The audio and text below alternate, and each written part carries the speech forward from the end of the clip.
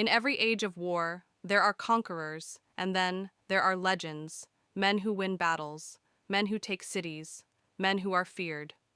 But once in history, a warrior rose who did something rarer. He defeated his enemies and earned their respect. This is not just the story of a Muslim general. This is not just the story of the Crusades. This is the legend of Saladin, and why legends never die. The 20th century was an age of blood and belief. Jerusalem, a city sacred to millions, had become a prize of war. The Crusades tore the Middle East apart. Cities burned, civilians suffered.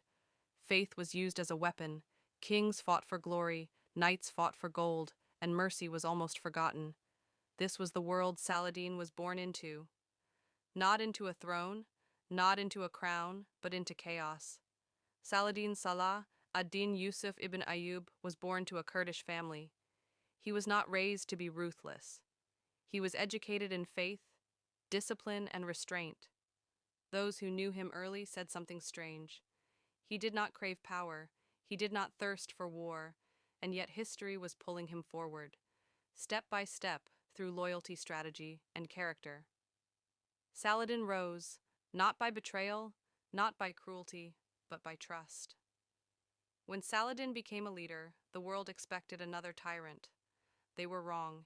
He forbade unnecessary violence, he punished cruelty, even among his own men. He believed war had limits. On the battlefield, he was relentless, but after battle, he was merciful. Prisoners were fed, the wounded were treated, enemies were spared in an age where mercy was weakness. Saladin made it strength, and Saladin stood before Jerusalem. Nearly a century earlier, when crusaders took the city, blood filled the streets. Now the world waited. Would Saladin seek revenge? Would he repay massacre with massacre? The gates opened, and Saladin did something that stunned history. He spared the civilians. He allowed Christians to leave safely. He protected holy sites, even those of his enemies. No slaughter, no vengeance, only dignity. In that moment, Saladin did not just conquer Jerusalem, he conquered time. Even Richard the Lionheart, his greatest enemy, respected him. When Richard fell ill, Saladin sent him medicine. When battles paused, they exchanged gifts. Two warriors, two faiths, one code of honor. In a brutal age, Saladin reminded the world that greatness is not proven by how many kneel before you, but by how you treat those who stand against you. When Saladin died, he left behind an empire, but in his treasury there was almost nothing. No gold hoarded, no luxury stored.